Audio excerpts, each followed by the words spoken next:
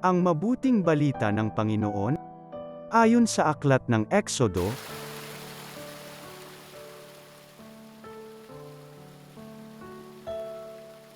ito ang sinasabi ng Panginoon, huwag ninyong aapihin ang mga taga-ibang bayan, alalahanin ninyong ng ibang bayan din kayo sa Ehipto.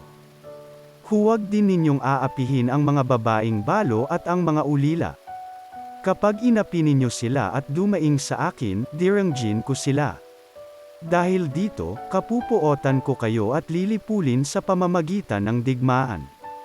Sa gayo'y mababalo rin ang inyong asawa at mauulila ang inyong mga anak. Kapag nangungutang sa inyo ang mga kababayan ninyong mahihirap, huwag kayong hihingi ng tubo, tulad ng ginagawa ng mga usurero. Kapag may nagsanla sa inyo ng balabal, ibalik ninyo iyon sa kanya bago lumubog ang araw sapagkat iyon lamang ang pambalot niya sa katawan, wala siyang kukumutin sa pagtulog. Kapag siya'y dumaing sa akin, dirangjin ko siya sapagkat ako'y mahabagin. Ang mabuting balita ng Panginoon.